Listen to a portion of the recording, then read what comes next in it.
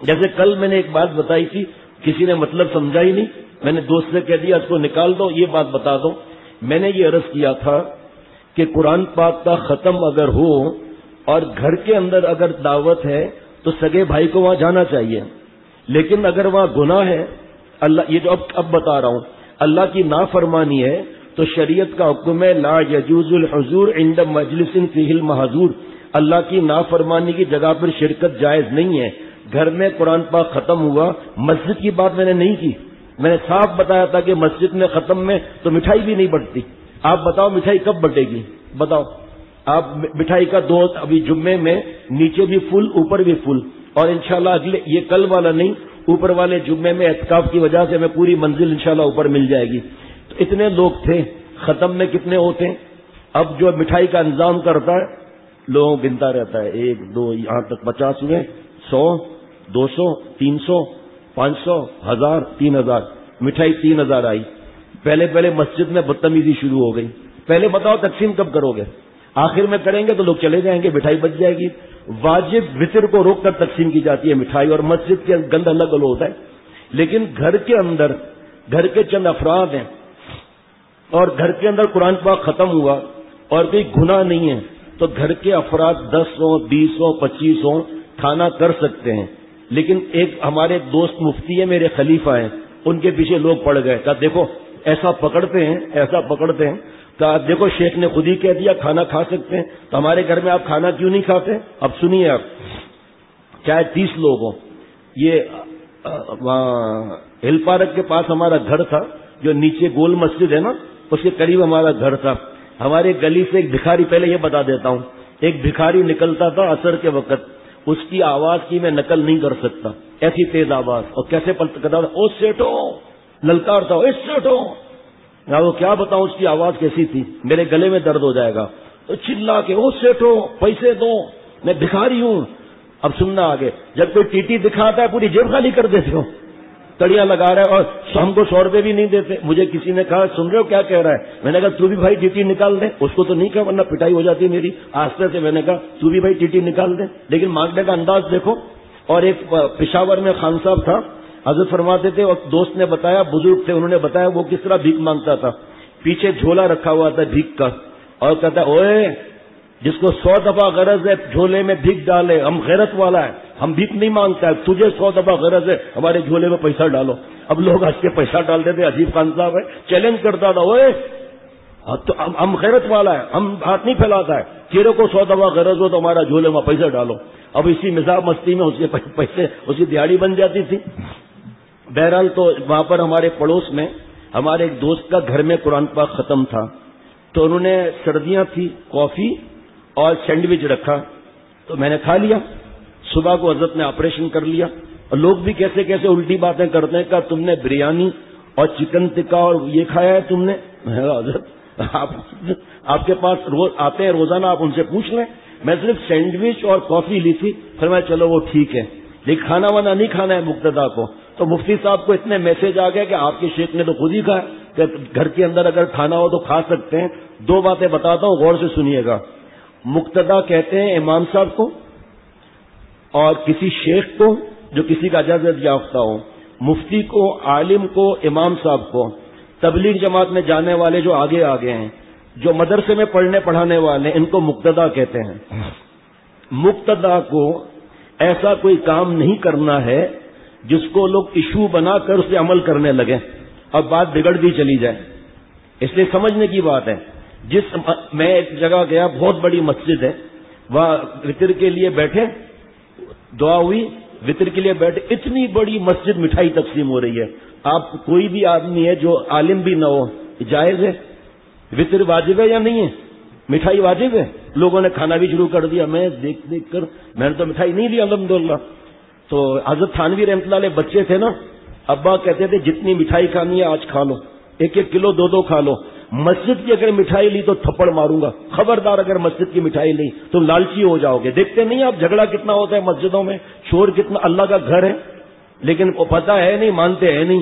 میں نے بیان کر کے جان بوجھ کے حضرت فرماتے آخر میں کہا کرو، ایسا نہیں بیان نہ رک جائے۔ آخر میں 15 منٹ میں نے بتایا کتنا بڑا گناہ ہوا ہے یہ، امام صاحب کھڑے ہو گئے غصے میں، 10 سال سے میں کہہ رہا ہوں مانتے ہی نہیں ہے، کیوں اس میں جہاں چھپی ہوئی ہے، ریا دکھلاوا. پھر مجھے لپٹ کے پڑ گئے پیچھے، کیوں منع ہے؟ میں نے کہا جناب یہ وجہیں ہیں، ایک آدمی کرے تو میں اس میں تو اور ریا کا خطرہ ہے کہ میرا نام ہوگا، میں نے اتنے لوگوں مٹھائی دی. یہ پیسہ امام صاحب کو آپ ہدیہ نہیں کر سکتے؟ میری طرف دیکھ رہے ہیں. مؤذن صاحب کو ہدیہ نہیں کر سکتے؟ مسجد کے خادم کو ہدیہ نہیں کر، ان کو کتنا دیں گے؟ 85 روپے 8 آنے. ایک صاحب نے اعلان کیا کہ جو ہاتھی کو رلا کر دکھائے گا اس کو بمپر پرائز ملے گا. ایک آدمی آیا، کہا بھائی جان جہاز کرش ہو گیا، سب مر گئے، ہاتھی رویا ہی نہیں. مولانا سہیل آئے اور آ کر کہا کہ بھائی میں نیند میں نہ آ جاؤں، پہلے بتا دیتا ہوں کہ اتنے سارے لوگ کشتی میں ڈوب گئے، نیند نہیں آ رہی، میں مثال ڈرانے کے لیے کہہ رہا ہوں کہ میں تو سو ہی نہیں رہا، آگے کے لیے مستقبل. تو ہاتھی نہیں رویا نہیں رویا نہیں رویا. ایک آدمی نے کان میں آ کر کہا، ہاتھی دھاڑے مارتے مارتے نیچے گر کے رونے لگا. کسی نے کہا بھائی کیا آپ نے اس کے کان میں کہہ دیا؟ کہ اس کے کان میں نے پاکستان، بنگلہ دیش، انڈیا کے امام صاحب کی تنخواہ بتا دی. رونے لگے. خود گاڑیوں میں گھومتے ہیں. ارے صاحب اگر میں نے 1000 روپے امام صاحب کو دیا نا امیر ہو جائے گا، تو تمہیں اور مجھے کیا تکلیف ہے؟ اللہ کرے امیر ہو جائے، تو ہمارا کیا کھائے گا کیا؟ وہ اللہ کا رزق آتا ہے. خدا کرے سب امام امیر ہو جائیں. ہمارے حضرت دعا مانگتے تھے کہ اللہ مجھے اتنا دے اتنا دے، ہر کونے میں مسجدیں بنواؤں، مدرسے بنواؤں، خانقاہیں بنواؤں، ہر امام صاحب کو گاڑی ہدیہ کروں، ہر مؤذن صاحب کو گاڑی ہدیہ کروں اور گھر ہدیہ کروں. یہ حضرت کی دعا کا معمول تھا. ہمیں تو خوش ہونا چاہیے بھائی. میں تو اتنا خوش ہوتا ہوں جب قطر دبئی میں امام صاحب کو دیکھتا ہوں، نئی گاڑی میں آتے ہیں کہ اللہ پاکستان میں ہمیں بھی اس کی، اور ساؤتھ افریقہ میں، اور گاڑی ہدیہ امام صاحب کو، بڑے بڑے تاجر، یہ آپ کے لیے ہدیہ، گفٹ فار یو.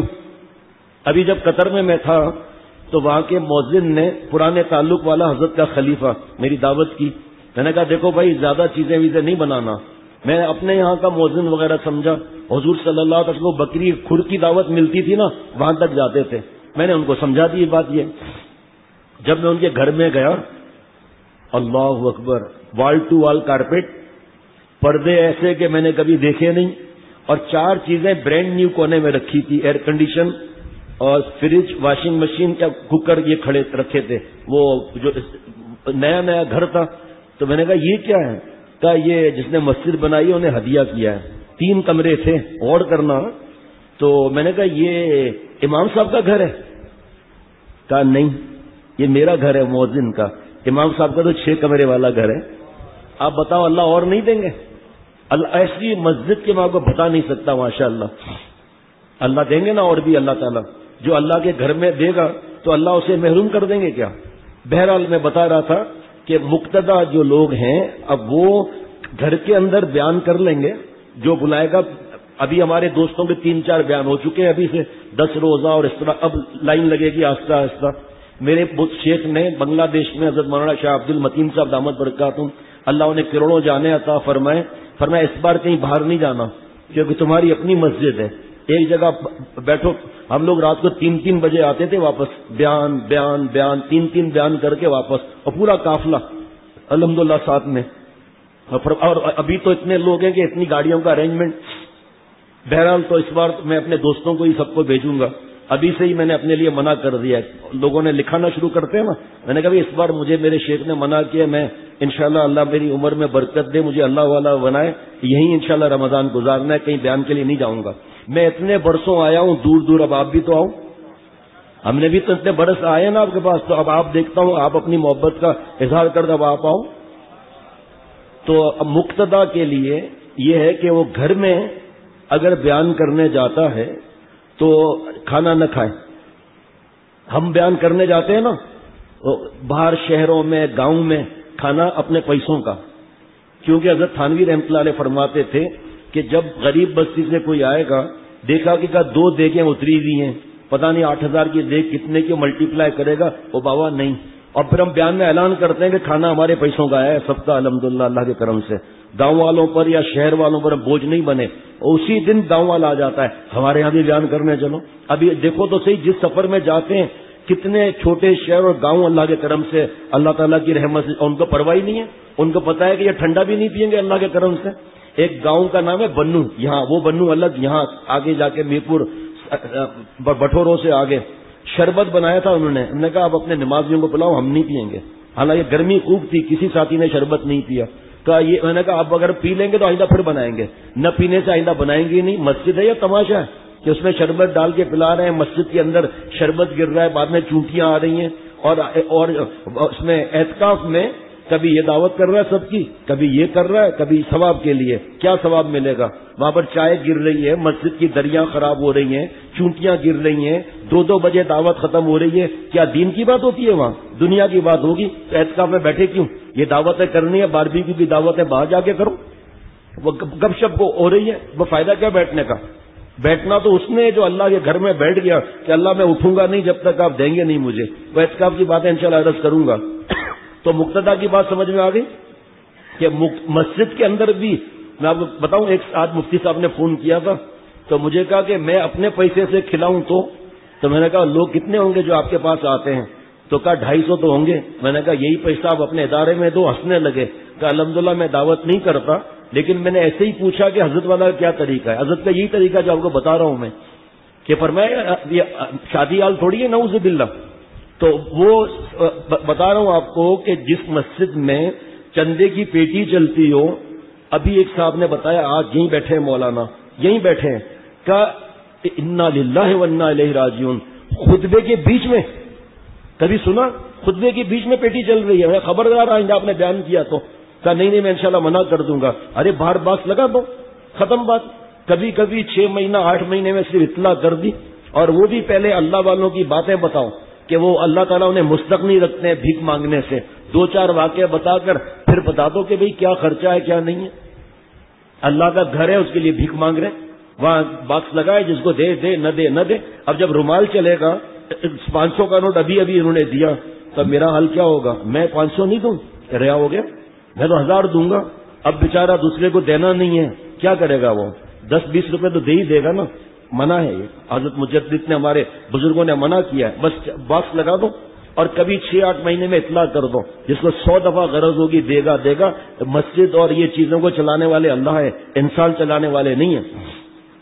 ایک بات یہ ہو گئی جس پر غلط فہمی کل ہوئی، اور بڑے فون آئے مفتی صاحب کے پاس، کیونکہ وہ بزرگوں کے طریقے پر چلتے ہیں. مفتی کا نام بھی بتا دیتا ہوں، وہاں مفتی خرم عباسی صاحب. نام اور بڑا ہے لیکن میں اتنا ہی کہوں گا، بڑا لمبا چوڑا نام ہے، یاد بھی نہیں رہتا، بس اتنا یاد رہ گیا ہے. تو کہا میرے پاس اتنے فون آئے ہیں ویب سائٹ سے. میں نے کہا اس کو ہٹاؤ بھائی بیان کو. اب یہاں کیونکہ سب پرانے ہیں تو میں نے مختصر بتا دیا کہ مقتدا جس گھر میں قرآن پاک سنا. اور پھر ہاں یہ بھی حضرت نے فرمایا کہ اگر گھر میں بھی آپ کر رہے ہو، کبھی کرو کبھی نہ کرو. ہمارے گھر میں بھی ہوتا تھا، 5 سال ہو گئے ابھی نہیں ہوا. کھانا تو ہوتا بھی نہیں تھا، چائے کے ساتھ کوئی سینڈوچ ہوتا تھا، تو وہ ابھی 5 سال میرے خیال میں ہو گئے، ہوا ہی نہیں. کیونکہ دیر بھی اتنی ہو جاتی ہے، پھر دوسرے دن لوگوں کو تکلیف ہوتی ہے. ابھی بھتیجے کا قرآن پاک ختم ہے، وہ یہاں آئے گا انشاءاللہ تعالی کل دعا کے لیے. باقی کوئی دعوت کچھ بھی نہیں، مٹھائی وٹھائی کچھ بھی نہیں الحمدللہ. اور حافظ قرآن کو کپڑا، پیسہ، مٹھائی دینا حرام لکھا ہے، دینا اور لینا دونوں. اور یہاں لوگوں کے یہاں جو ہے قرآن ختم کے بعد وطر روک دو تاکہ کوئی جائے نہیں.